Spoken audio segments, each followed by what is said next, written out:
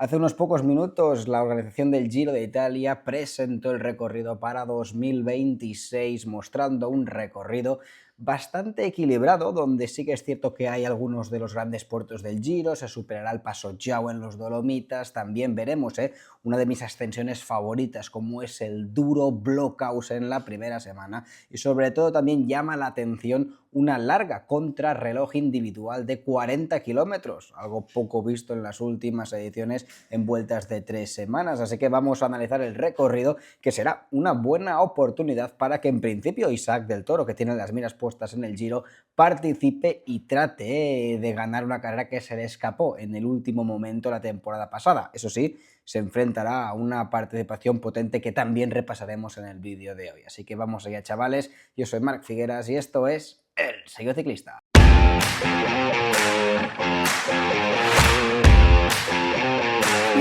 Yepa, chavales, pues el Giro que plantea un recorrido un poco similar al del pasado Tour de Francia, solamente presentando pocas jornadas de alta montaña y además bastante separadas las unas de las otras.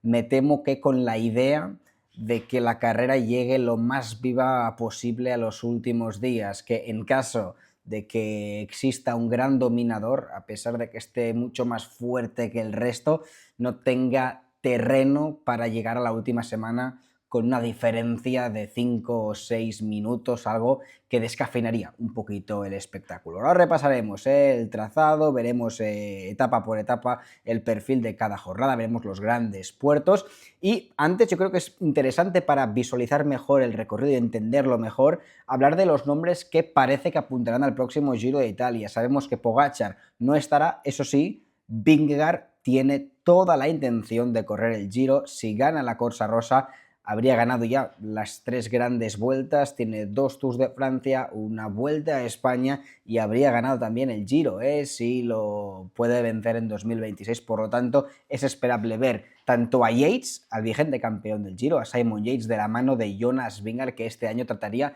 de revalidar el triunfo del Jumbo-Visma, o del Visma-Lease actualmente, en la Corsa Rosa. Por parte del UAE, parece que asistirá Del Toro, que tiene una cita pendiente con el Giro. El rival que tiene enfrente es complicado con Vingegaard, pero parece que será la baza del equipo UAE. Por lo que hace Red Bull, ojo, porque no descuidan el Giro y presentarían la dupla Primož Roglič con Giulio Pellizzari. Like, chavales, suscripción. Estamos en el mes de diciembre, 1 de diciembre en el día de hoy, y aunque estemos de parón de ciclismo, hay noticias. Las cubrimos como siempre aquí en el canal. Like, chavales, suscripción, se agradece vuestro apoyo, es la mejor manera de mostrarlo. Y repasemos un trazado que sale de Bulgaria, ahora veréis etapa por etapa, que tenemos una especie de zoom out de cómo es el próximo Giro desde un poco el espacio, que estáis viendo que participa, el Giro saldrá de Bulgaria las 3 primeras etapas, con una jornada de media montaña, pero no será demasiado trascendente el recorrido que hay en las primeras jornadas. Luego van a viajar el lunes, empezará un viernes el Giro, viernes, sábado y domingo en terreno búlgaro. Lunes, primer día de descanso, volarán hasta el sur de Italia, donde poco a poco irán repasando lo que es la bota de Italia, la península itálica, dirigiéndose hacia el norte, donde se encuentra pues los Alpes y la zona de los Dolomitas. Recordad que en el centro de Italia están los Apeninos, donde en la jornada número 7 tenemos una cita pendiente con el Blockhaus, que para mí, ya lo veréis, es el puerto más duro del próximo Giro de Italia en la jornada número 7. En cuanto a desnivel, Marc, dices que tampoco hay tantísimas jornadas de montaña, pero fijaos el desnivel. Aquí estamos viendo un desglosado de los metros positivos que reúne cada edición de los últimos giros. Este 2026 serán 49.150 metros, algo menos que los 52.000 del 2025, algo más que los 45.000 de 2024, más o menos estamos en una media habitual en cuanto a la dureza del Giro de Italia. Eso sí, yo veo pocas etapas determinantes, hay 3, máximo 4 grandes etapas con finales potentes. Yo intuyo que es por lo mismo del Tour, viendo que hay corredores como Vingegaard, como Pogačar, que son tan superiores al resto en pruebas de 3 semanas, no quieren que uno de los dos participe sin la presencia del otro y la carrera esté ya desde los primeros días a su merced. Bueno, veamos un poquito el recorrido de la carrera, jornada tras jornada. Comenzará la prueba en Bulgaria, como os digo, etapa para los sprinters. Milán seguramente participará, veremos cuáles serán sus principales rivales, quizás Merlir. La segunda etapa, bueno, con una pequeña tachuela, nada, un puerto de tercera categoría. Yo me temo que esto es un repecho de 1 kilómetro en la segunda etapa. Los hombres de la general deben estar atentos, pero es más un final para punchers. Y luego la tercera etapa, última en terreno búlgaro, presenta una cota de segunda categoría en el ecuador de la jornada, día perfecto para que la fuga pueda utilizar este puerto para realmente plantearle un pulso al pelotón, aunque creo que será un día para los sprinters igualmente, porque hoy en día Milán y estos tipos de velocistas pueden pasar un solo puerto tan lejos de la línea de meta. El lunes, como os decía, día de descanso, se viaja al sur de Italia y desde que el Giro pisa terreno italiano transalpino llega el terreno más accidentado, jornada número 4, también para la fuga, similar a la etapa del día número 2, este es mejor para la fuga, esta jornada, porque el puerto es más duro, es más largo, es más exigente y está más cerca de la meta y los equipos de los sprinters van a tener muchos problemas para controlar la carrera si sus hombres más rápidos pasan el puerto, ya que hay pocos kilómetros para la meta. Así que primera gran oportunidad para la fuga. Etapa número 5, de momento estáis viendo que los hombres de la general deben estar atentos, pero hasta las primeras 5 o 6 etapas de momento solo son jornadas para los velocistas y para los escapados. Sigue el mismo planteamiento la etapa número 5, un inicio de Giro bastante plácido para los hombres de la clasificación general. Termina en Pontezza esta etapa número 5, también terreno accidentado. Veremos si la fuga puede llegar o los equipos de los sprinters tienen músculo suficiente para controlar la carrera. Estamos en la zona de Nápoles, etapa número 6, jornada para los sprinters nuevamente y ahora sí que llega la primera gran etapa del próximo Giro de Italia. No es monopuerto, pero funciona un poco como una jornada con una sola ascensión. Atención porque se asciende. Para mí, uno de los puertos sin duda más duros de Italia. No lo he subido nunca, pero lo he visto por televisión y es un auténtico escándalo de puerto. El Blockhaus, desde 2017 que no se asciende este puerto situado en los Apeninos. ¿Qué pasó, Marc? Algunos os podéis preguntar en 2017. Pues estamos hablando que es un puerto de 13,6 kilómetros al 8,4% de pendiente media. Los últimos, fijaos, los últimos 10 kilómetros son al 9,4% de pendiente media con rampas del 14%. Bueno, esto tampoco asusta hoy en día en el ciclismo. Sí que asusta porque os diré que este puerto es más posible hacer diferencias que en un Angliru donde hay rampas imposibles y los corredores solamente van a sobrevivir. Puertos tan largos al 9-10% de media es el mejor terreno para hacer daño, porque cuando estás fuerte caminas mucho más que el resto de tus rivales. Es un puerto donde ganó, por ejemplo, en 2017 Nairo Quintana. Es que escaladores puros venden en estos puertos. Fijaos, vimos un maravilloso mano a mano entre este hombre, Nairo Quintana, y Vincenzo Nibali, donde el colombiano acabó asfixiando al ciclista local, el italiano, que respondió a los primeros 4 cambios de ritmo de Quintana hasta que a falta de unos 5 o 6 kilómetros para la meta dijo basta.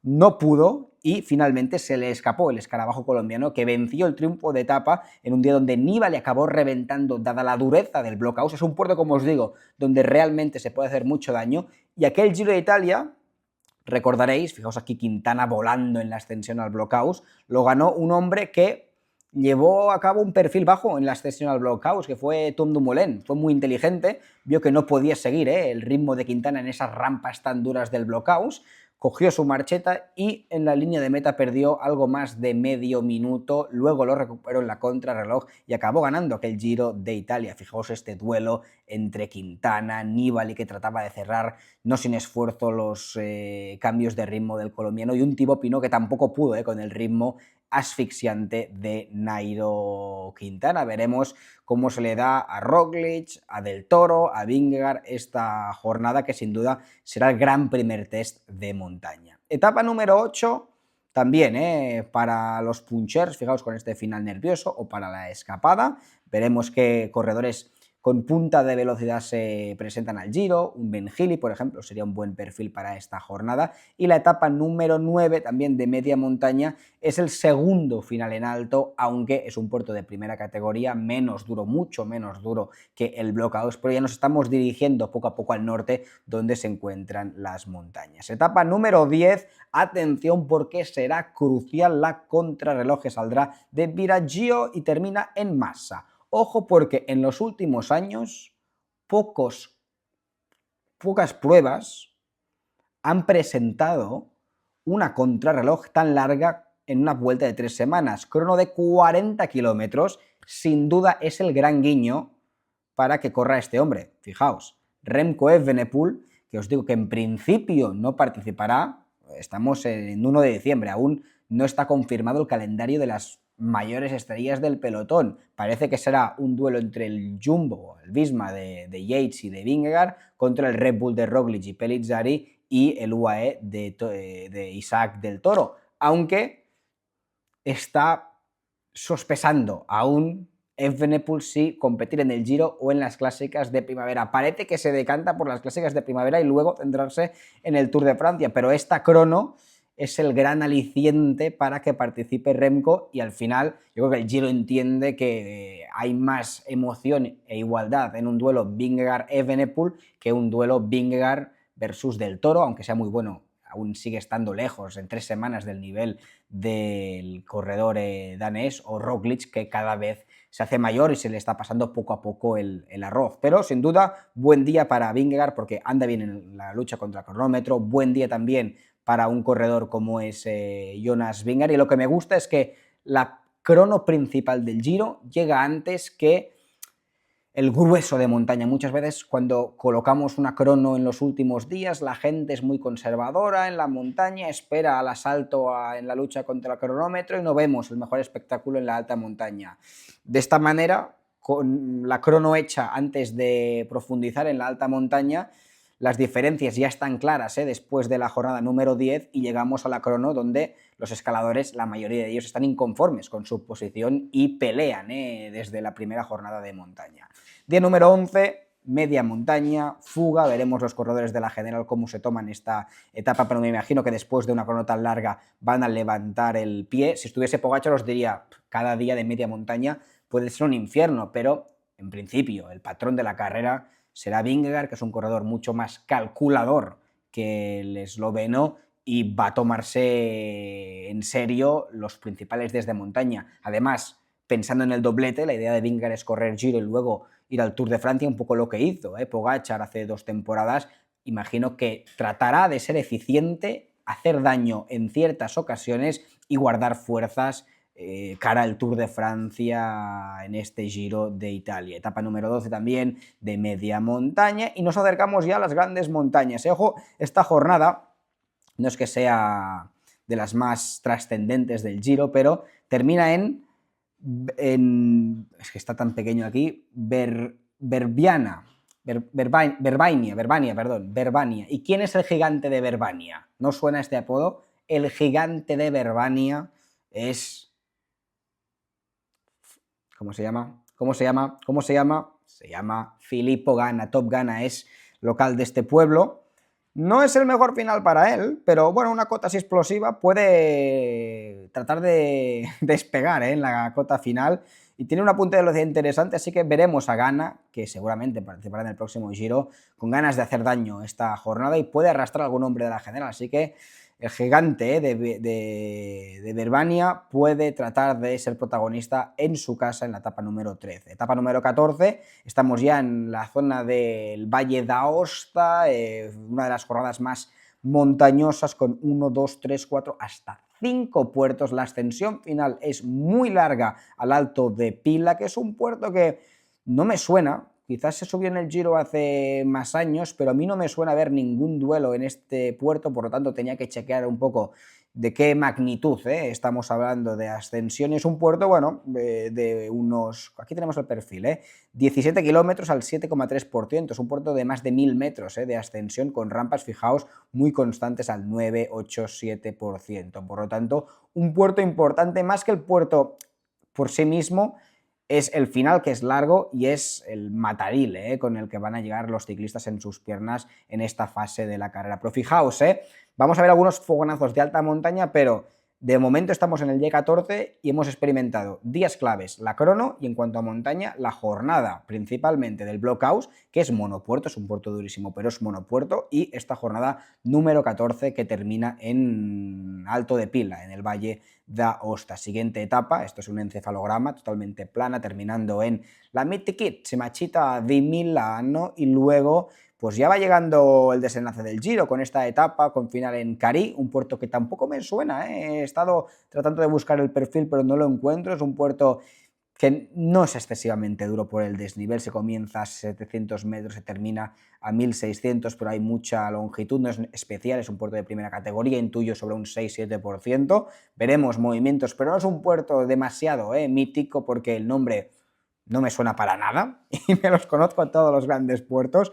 Y luego ya llegamos a la fase final del Giro, etapa 17, media montaña. Hay muchas jornadas de media montaña, será un Giro que me temo que, sobre todo si participa Vingegaard y en esta Evenepoel, como no esté del Toro de un paso extremo de nivel este 2026, que podría ser, puede ser una especie de Vuelta a España 2.0, muy medido, muy controlado con Visma. No tengo grandes expectativas puestas en este Giro de Italia. Dejadme en comentarios si vosotros creéis que el trazado es bueno para el espectáculo o no. Jornada para los sprinters este día 18, etapa 19 en principio. Se trata de la etapa reina, jornada 19 del próximo Giro de Italia. 1, 2, 3, 4, 5, 6 puertos. Sí que son a mucha altura, fijaos, hay mucha elevación, hay mucha altura, puertos que se coronan, un par de ellos, como el Passo Giao a más de 2000 metros, pero en los Dolomitas empiezas a subir ya desde una altura muy alta, así que no es que sean puertos tan duros, en el Giao se empieza a subir ya de los 1300 metros, en el penúltimo puerto a 1500 puertos, se llega muy arriba, pero es que la base del puerto ya es a mucha altura. Eso sí, sin duda, Passo Giao, este puerto será clave, será donde la carrera va a explotar, aunque el puerto final sea corto, a menos altura, la carrera va a explotar aquí, esté como esté la clasificación general, es el puerto más duro, y luego vienen dos ascensiones encadenadas. Passo Giao, Cima Coppi del próximo Giro de Italia. ¿Esto qué significa? Que es el puerto a más altura de la carrera, 2.223 metros se encuentra su cima, es un puerto que he subido en múltiples ocasiones, es duro, son 10 kilómetros al 10%, una bajada revirada donde esta etapa presta a atacar desde lejos. Es un día donde dudo que la carrera explote en la última ascensión, veremos movimientos, quizás antes del Giao yo creo que la carrera estallará claramente a falta de más de 50 kilómetros, cuando se empiece a subir el Passo Giao. Mi temor para el próximo Giro de Italia, que con jornadas duras, pero puntuales de montaña, como se encuentra aún a finales de primavera, dependiendo cómo esté la meteorología, es que se puede cargar mucho el recorrido, porque cuando tienes 10 etapas duras de montaña, vale, quizás un día hace mucho frío, nieva y tienes que cargarte un final importante, pero con 2 o 3 etapas duras de montaña, solamente que nieve o haga condiciones meteorológicas adversas esos 2 o 3 días, es que se te puede quedar un Giro de Italia muy modesto. Esperemos que la meteorología respete en el día del Passo Giao, porque si no, es que ya el comienzo del puerto ya es a mucha altura, así que, bueno, no vamos a llamar, nunca mejor dicho, al mal tiempo, pero me preocupa que el Giro solamente escoja 2 o 3 días como jornadas claves de la próxima Corsa Rosa. Etapa número 20 será la última jornada de alta montaña, de montaña del próximo Giro. Doble encadenamiento, que esto es divertido siempre, a Piencavallo, se sube una vez, se desciende y se vuelve a subir y se termina arriba. Piencavallo, un puerto donde ganó Theo Gegenhardt en el Giro del 2000 y acabó ganando la Corsa Rosa. Por lo tanto, una jornada donde el puerto es...